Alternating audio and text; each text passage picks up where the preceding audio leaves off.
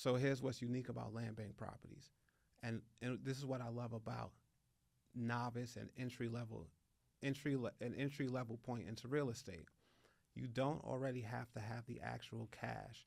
You can buy the property. They actually ask you when you create your account to put a credit card on file, because if you win a bid, they're going to at least take $1,000 off your credit card. Going forward, so once you win a bid, they're going to give you a check. You get a compliance officer who's going to give you a checklist over 12 months. They ask that you complete the items on the checklist as far as renovation is concerned.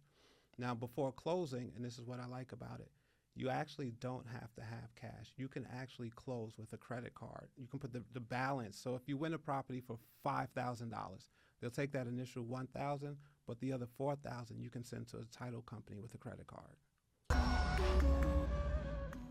Yo, what up, man? It's the boy Push, man. Mitch, the host of the No Fluff podcast, man. And I'm back with a crazy episode. I got my brother Charles Noonan, aka the GOAT, when it comes to finding land bank properties, man. He don't leave nothing, no stone unturned. My man ain't got plenty of properties in Boston. He got properties in Detroit. He got properties in New York. Now, am I saying the wrong states? Because you know what? All them up north states sound the same to me. I know you told me a couple of them. Where you got properties at, bro? Mainly New York and Detroit.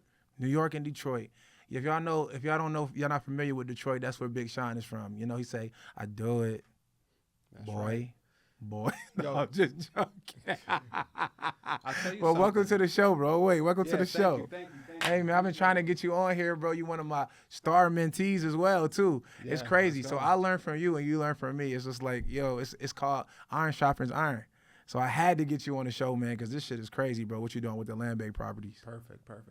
One of the reasons I picked Detroit, though, people ask me that a lot. Why did I focus on Detroit, or why do I have so many properties in Detroit? I always thought Detroit was really one of those cities that was at the bottom. So I felt like if you started at the bottom, it's a low entry point, too, because the houses don't cost a lot. It has the ability to appreciate way more than any other city. There's a lot more investments going on. Dan Gilbert does a lot there. Amazon has new facilities there. So I figured just strategically, as far as an investment into real estate, it's a good idea to do something in a city that has the ability to appreciate a lot more. No, that's dope. That's super smart. A lot of people try to get stuff when it's already hot. They try to strike when things are hot. And then, like we all know, it's too late then. It's like the same thing as the stock market. Yep. Something that already got hot popping. They were trying to do it with Dogecoin, the crypto market. They try to do it now with Amazon. They try to do it now with Google. Now that they like the best type of stocks that you can get. Everybody want to jump on a wave, but the key is to find things that have the ability to appreciate. And, Yeah. you know, that's dope, man, because Detroit is a lot like that. A lot of my friends and family, they've been able to get properties out there for lower, multi-families and things like that. So that makes sense what you're saying, bro. So let's talk about who is Charles? Like, who do you want us to know, and why should we know you, and why should we be following you? All right, so I would say definitely follow me, because I'm going to teach people how to invest in real estate, but invest in real estate with a strategy that's going to allow you to build generational wealth. One of the things I learned along my path, along my journey, as I started to invest in real estate in New York, I realized the market was priced out for an entry-level investor. So New York or different popular cities, the price of investments are so high. We're buying 3-family properties where if one tenant missed their rent, we had to come out of our pocket to make the mortgage because the mortgage was so high. So after maybe 5 or 6 years of investing, I realized that it really wasn't a good investment. Yes, it's nice to own property. It's nice to have your name on a property. And you kind of think you're leaving your kids generational wealth. But with the cost of real estate, I found we were really leaving our kids generational debt. So I just started to research the market. I came up on something called the land bank. And what I realized about land banks is they're able to offer the public, as long as you have an interest in uplifting the community, they were able to offer properties at as low as $1,000, $2,000, $3,000 in Detroit. Damn. Yeah, man. That's crazy. That reminds me of Philly when we had the dollar housing. That's the dopest thing ever. So that's dope, but I want to know who you are. Where you from? Oh, from New York, born and raised. A lot of people that are from New York, right? You start out in the 5 boroughs, but then as you grow, as your businesses grow, as you get older, you kind of migrate a little bit to outer parts of the city. So I live in Westchester County over probably the last 10 years, but born and raised in the Bronx. Dope in the Bronx. I used to live in the Bronx, man. The PJs. Which one? I don't know what they was called. I was on like 188th Street. Oh, okay, that's near Fordham Road. Yeah. I was out there and getting busy. You know, not too long, but I was out there long enough to know that it's the hood. It's the hood, but it's gonna teach you. It's gonna prepare you. No, I like New York. I've always liked New York. I just hate when it get cold. Yeah, it gets unnecessarily cold. Yeah, I'm cool on all that. That's why I had to migrate south. I'm from Philly, but you know, we used to always go to New York too when we was growing up. We used to go to the warehouses to get all of the throwback jerseys and all that. Right. And the Timbs and all that. And we would come back to the hood, and then my dad would sell all them Johns on the street on like 57th and Market Street. Nice. Yeah, we was getting busy. New York got all the hustlers, man. They don't play. That's where you learn, man. That's what you learn. So what introduced you to entrepreneurship though? It started when I was young, and I feel a lot of entrepreneurs, you can tell who's going to be an entrepreneur early on. So initially, my first memory of being an entrepreneur was asking an older guy on the block if I could use his bike to do his paper route, right? So I noticed he would just ride his bike, collect money, come back to the block and just hang out with everybody else. But he was making money. So I asked him for about 50%. I said, if I go collect the money for you, can I keep some of it?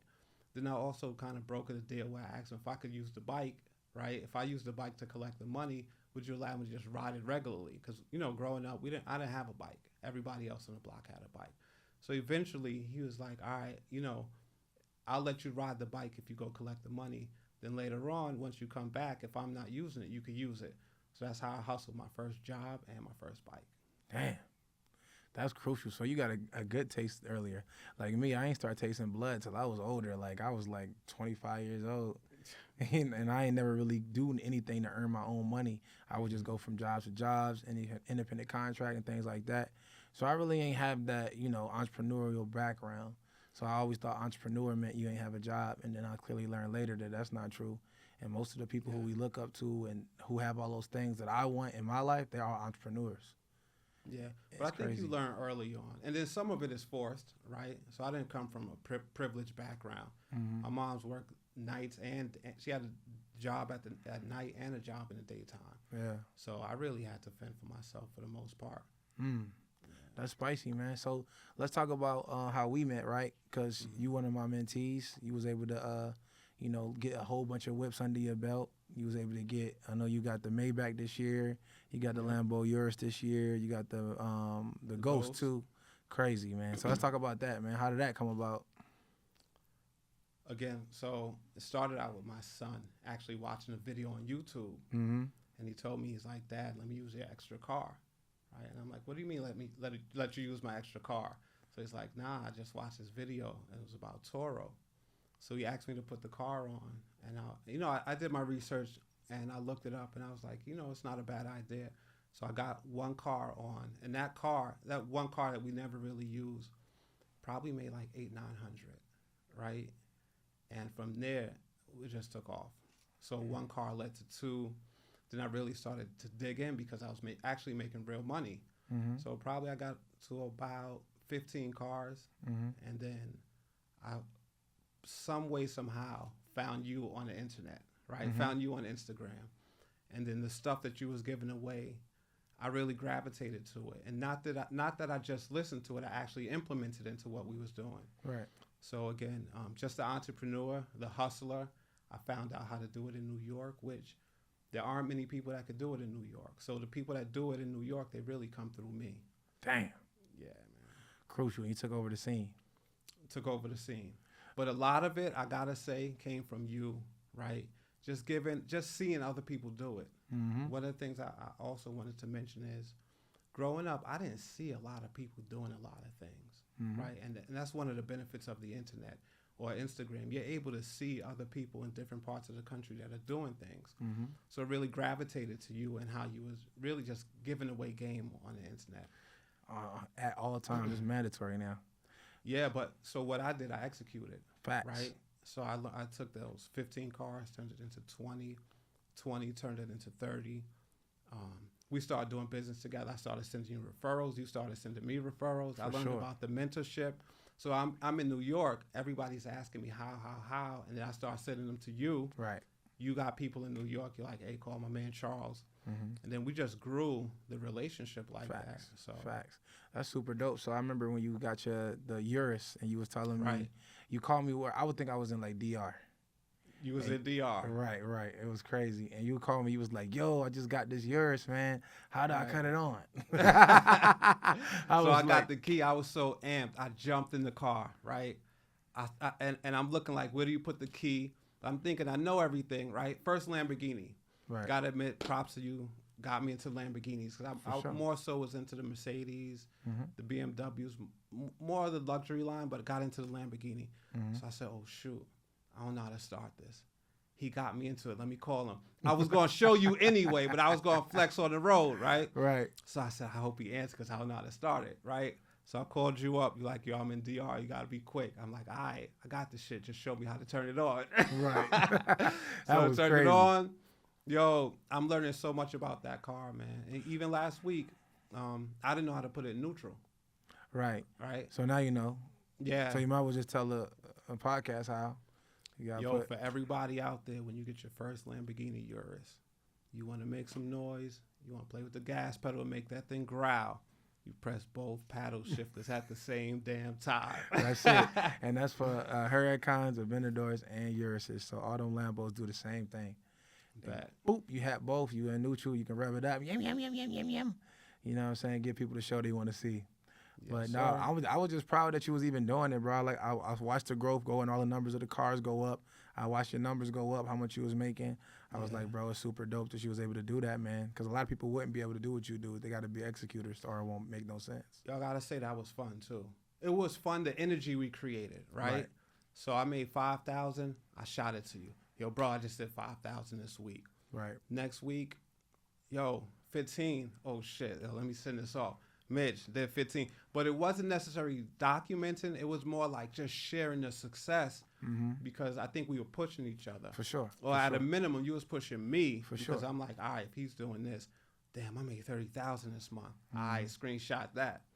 But we really, the relationship really didn't start yet. It's just I'm shooting you 20, I'm shooting you 30 grand, shooting you 40 grand.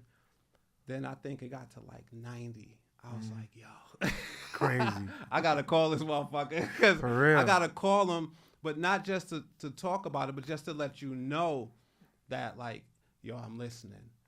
I'm tapped in. I'm dialed in. I'm locked in. And it just started to turn. It just started to turn to where, you know, we regularly do over 100,000 a month. Crazy. Yeah. And what you finished at last year? Because you started in the middle of the year. You ain't started in I started mid-year. You know, it's tax time. So and we started like the first couple of months, if you look, and I know, and it's all, you know, on our Instagram. If you look, there's some like $4,000 months, then it goes to 8 and 20, 30. So tax time, I think we did like 900,000. Damn. Yeah. Crucial. That's different, bro. Everybody can't say that. Now, you know, when you leveled me up, you started to tell me to not only use the platform, but develop a relationship where people call you directly. You can charge the same. They're going to pay the same thing to you that they pay to the other platforms. For sure. So all the cars that I started to get, they started to level up. And people just calling me and paying me. And you develop a little bit more relationship, too, when you do it personally. For sure. So now they call you, you name the price, they pay it, gone. You feel more safer, too. You feel a lot more comfortable, too, when you rent to people. You got to build relationships. I mean, that can be what's going to be building the community for your brand. So your company going to be known just because you're going to be known for all of the cars. So they going to, even if it's not them getting it, they're going to send other people to you. Yeah. And they're going to make sure you constantly got them cars booked. Especially when you in a place like New York where they not really a lot of people doing it, it's really pretty much you and then whoever you allow in. Yep. That's going to be a major play for you. You're going to be the juggernaut and a pioneer around your area. Yeah, it's happening. It's taking off. A lot of artists. I think I sent you Jada. You was with Jada. Kiss was in the Maybach. His artist was in the Maybach a separate time. Yeah. What's that dude name? He's an up-and-coming artist. Millie's. Millie's? Yeah. Yeah, I seen that Super dude on a cool couple dude. things. Yeah, that's dope. Yeah, so you got that smoker fee up out of him. I would talk about that. Yeah, he paid. Hey, So look, I'll tell you my story. Look, so I had somebody had my i8. They had it for 4 days. They kept extending. The car got impounded. We don't let them. They're like, okay, we just go get the the rental car agreement to go get it, pick it up. No, don't worry about that. We're going to go check on it first. Right. So we went to go check on it first. This will end up being like a 3-day rental, 3 or 4 day rental with the I-8. They got $1,000 deposit. If you smoke in my cars, the whole deposit is gone. So we took their deposit. They paid for the extra day because they wants to come up there. We came up there and got it. So we end up getting like $6,000 off a 3-day play for I-8. Yeah. So it's just like super dope. But every time it's like people got to understand smoking in my car is ultimate disrespect for me because a Maybach is not a Maybach if it smells like weed. Agreed. So weed back. But so it's two things. One, at this point, we have a machine where it takes out 90% of the smell of smoke. Right. Two, the Maybachs come with a fume, a scent that blows through the car. It cut in the cup and put it in the glove box. Yeah. It warms it up. I just look like this. Yeah. So Maybach is a little bit different. But the reason I didn't take it disrespectfully is because he called me and asked me. He called me. He said, "Hey, Charles, it's Jadakiss, right? So you almost got to let Jada smoke, kind of, sort of." I ain't going to lie. I ain't letting nobody smoke. So, Jada, you know what it is. When you come to Push Exotics. So they called. They asked if they could smoke. I said yes, right? Because and my driver. So when I rent the Maybach out, we rent it with a driver, a chauffeur for the most part. For sure. Just because people like that white glove service, they like to pull up in front of the spot. For sure. Have a driver open the door, and just an add-in to add some additional value, because I hear you talk about value. Absolutely. We provide complimentary champagne in the Maybach when it's rented, and the additional value is oftentimes we pour the champagne for them.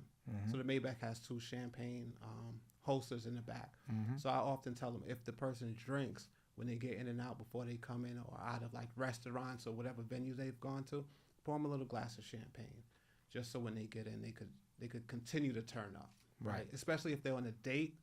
So I've had it rented to some people in New York for date nights, and they really like that. Absolutely. That's that's just the over delivery method, man. It's part of the game, and that's what really keeps the clients coming back. That's all you want to do. It's hardest thing to get is a new customer. Yeah. So you want to try to identify how to keep those customers that you got happy and keep coming back and telling everybody about you.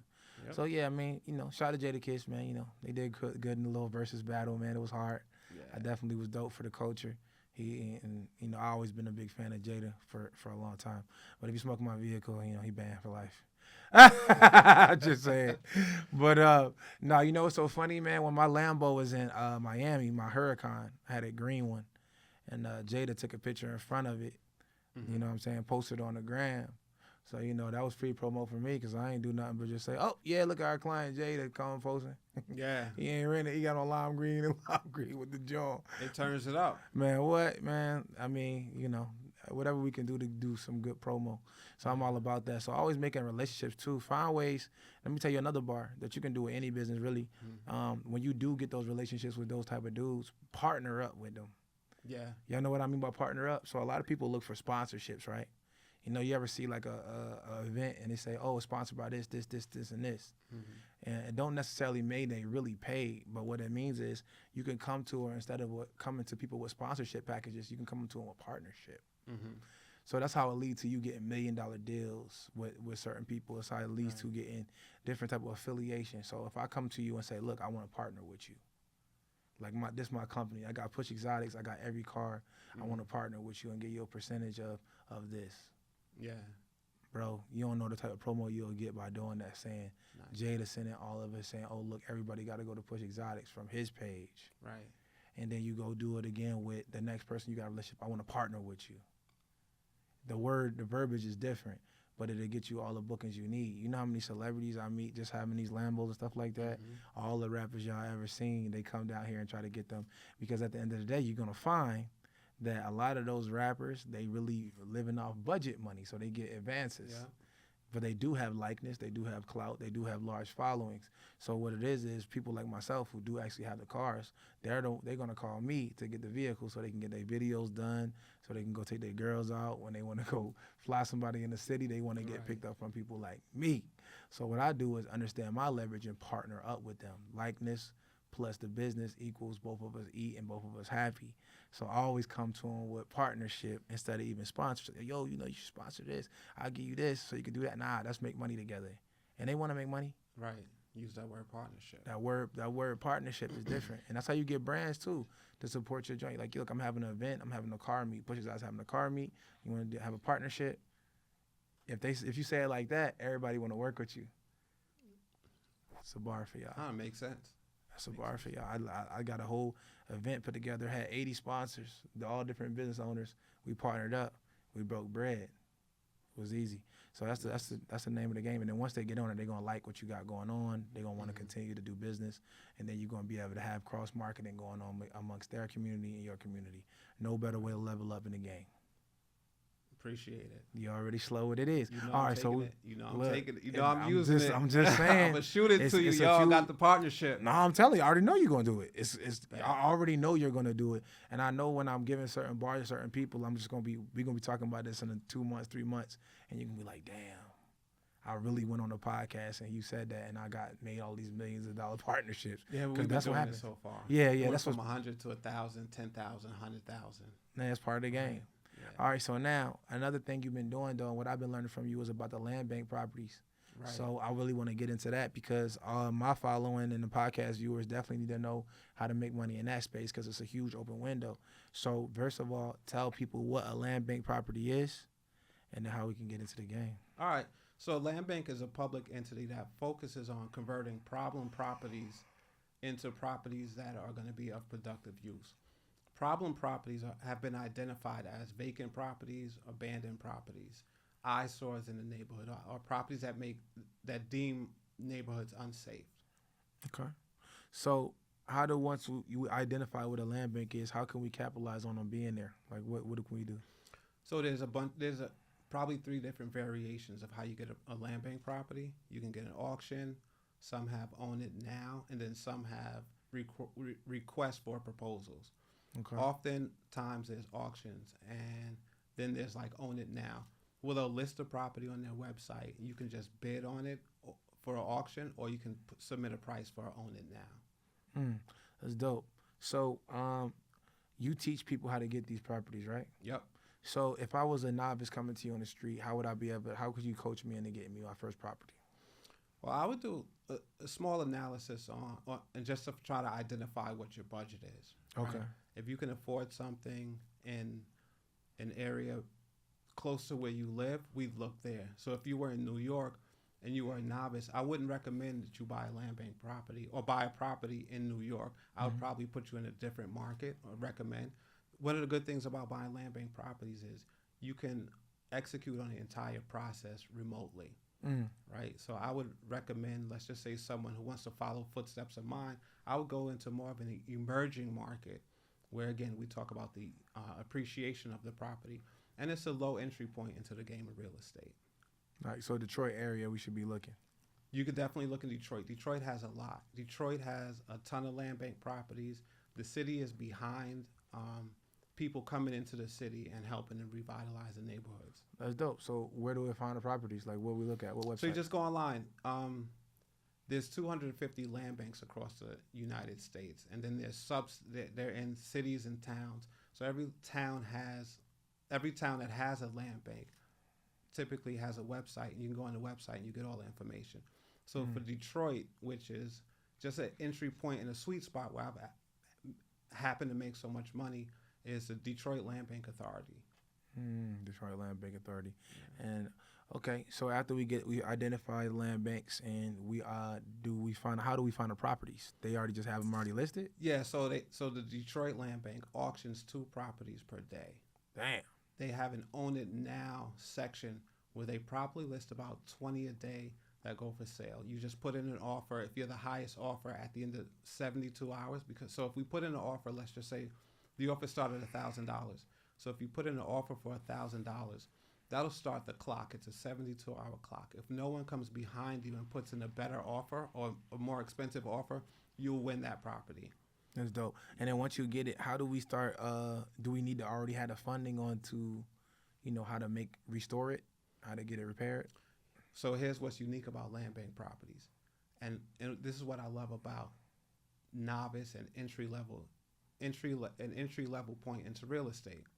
You don't already have to have the actual cash. You can buy the property. They actually ask you when you create your account to put a credit card on file, because if you win a bid, they're going to at least take $1,000 off your credit card. Going forward, so once you win a bid, they're going to give you a check. You get a compliance officer who's going to give you a checklist over 12 months. They ask that you complete the items on the checklist as far as renovation is concerned. Now, before closing, and this is what I like about it, you actually don't have to have cash. You can actually close with a credit card. You can put the balance. So if you win a property for $5,000, they'll take that initial $1,000, but the other $4,000 you can send to a title company with a credit card. Wow. Yeah. Okay, so break that down. You use like what? You use a certain, I know you told me before, you use plastic to do that? Yep. So there's a company called Plastic where you can upload invoices and they will send out payments through a credit card of yours. So you upload your credit card to Plastic.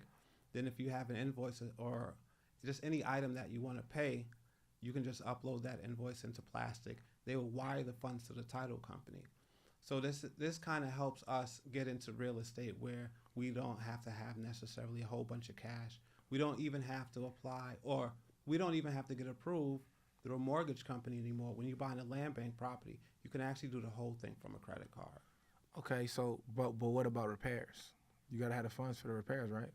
You typically should have the funds for repairs, but there's a couple of ideas that I came up with that could help individuals that are new to get into the game.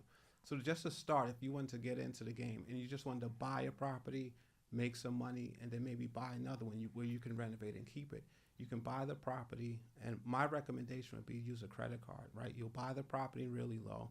You use a credit card you can use a credit card for repairs, and this is how you can pay your contractors with a credit card through PayPal, which is one of the forms that I recommend because PayPal comes with purchase protection.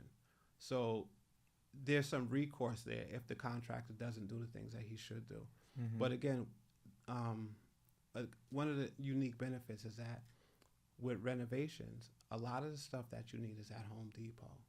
So there's a way where you can buy the property with a credit card. You can then go apply for a credit card, for a Home Depot card, and get most of your supplies there. Home Depot also acts as a credit card, and it offers special financing if you have a land bank property. Yo, so that just tells everybody that they need to get their personal credit up to be moving around like that. Yeah. Your personal credit is day one. I always try to talk about that and go back to it because at the end of the day, us trying to make a lot of moves with cash is a lot more difficult. Are you trying to stack up all the cash to be able to invest like I am? I'm using my credit for multiple businesses to be able to make multiple plays, and you got to wait until you get enough cash. Yeah. So that was a bar you just dropped. So I hope everybody paying attention to that Plastic bar because that joint, you can wire money any type of way with Plastic, which is fire. So, yeah. Just to share, right? So the Maybach I bought with Plastic. I used the down payment for the Maybach with Plastic. I uploaded the purchase order and sent $25,000 to the auto dealership. Crazy. And you use Plastic? I use Plastic. Super dope. He just bought a Maybach with a credit card. $0 down. $0 down. It equated to $0 down because right, $0 down. So if we look at like these down payments, like so if I got to go get a Lambo, I got to put $20,000 down and then finance the rest. If I got Plastic, I could put that with the credit card and run a play with Plastic. Correct. And have them wire the money, so I didn't put any money down. And then you just pay your credit card bill. Bars. Shout out to my boy Charles coming through, stepping up with the game. It's crazy. So listen, all right. So you teach this. Yep. Okay, cool. So you on my podcast. I know you're gonna give us a discount code. Come on now. Yeah, of course. Okay, how much we gonna get? How much we gonna get on the podcast? It's up to you, man. I feel like 100% I owe it to you. You 100% off. No, I'm just joking. You set the tone because, I just feel indebted to you based off of all the game you shared. So whatever you want to offer to your followers, I'm cool with it. Oh, that's dope. So let's just do like 20% off. Yep. With a no fluff promo code. Okay. So that's dope. So we'll get that out to y'all. Y'all make sure y'all tap in so y'all can learn how to get some of these land bank properties in places like Detroit, and a lot of the inner cities, man. There's a lot of properties everywhere that have land banks. So we can go ahead and get busy this year, man. So let's talk about, you got a course, you got mentorship. You teach that as well? Definitely got mentorship. For those that may need a little bit more hand-holding, going through the steps. Because it could get challenging if it's your first time. For sure. Right? I mean, we all should find people coming back from where we're trying to go. Yeah. So in particular, I want to be able to tap in with you and then figure out, like, you know, if I get a little flustered, I can always go tap back in and see what you got going on. You can help me along the way. That's dope, bro. All right, so, man, I just wanted to get that message out to him. You want to say anything to the public before we leave? Because I know you just gave him a lot of sauce. Yeah, one of the things I wanted to talk about, and we hear a lot of this statement, generational wealth, right? And we hear real estate as one of those vehicles where you can create generational wealth and pass it down. Mm-hmm. And I think for our people, refinancing properties and that whole BRRRR strategy is not really a good look for us based on the position that we're in, right? Mm-hmm. And this is why. We buy a property, let's just say New York, for example. You got a 3-family property for $900,000, right? Mm-hmm. You buy that property with $100,000 down. Mm-hmm. So if you refinance that property and you took your $100,000 out, where do you think you took that $100,000 from? You took that $100,000 from the next generation because they're gonna have to pay that back. So you're really not BRRRRing anything. You know that strategy, the BRRRR strategy, for sure, right? You buy, you renovate, you refinance. Yep. That I don't think that strategy is for us. If we're really focused on building generational wealth, that goes against one of the core principles, right? You shouldn't refinance. What I think you should do, in my opinion, and what I've practiced, and which has enabled me to actually leave generational wealth while I'm still here, and quite a bit of it, right? We should focus on buying properties that we can afford. Furthermore, we should focus on buying properties that we can afford to keep, right? So if we buying properties that are debt-free, regardless of the current economic state, regardless of COVID, regardless of the moratorium on foreclosures, on landlord taking tenants to court, we really won't have to worry about that because we own the properties debt-free. Right? Okay. I think you and I talked about this maybe 2 or 3 days ago, right? The moratorium on foreclosures is about to be lifted. For sure. And if you think about how many people own properties, right?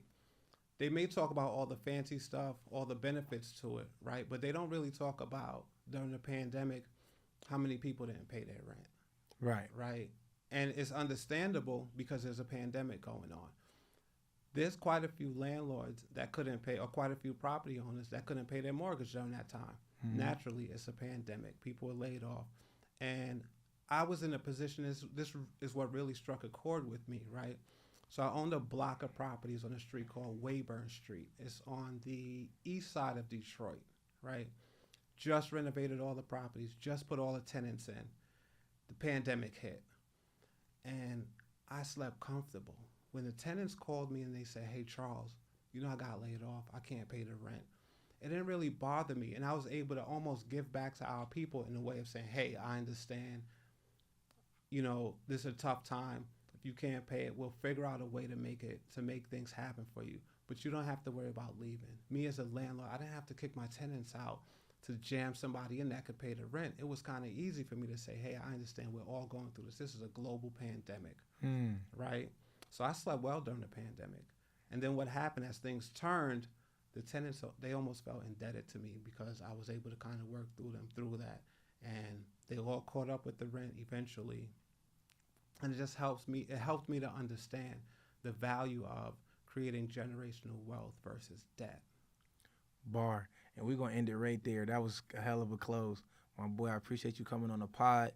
This your boy Pushman Mitch. I got my brother Charles. Make sure y'all follow him on all his platforms. I'm going to list his Instagrams below right here, his websites, and the links for his course. We're going to make sure y'all get right in 2022. It's up. You know what it is. Skirt. All these whips, I feel like Mitch.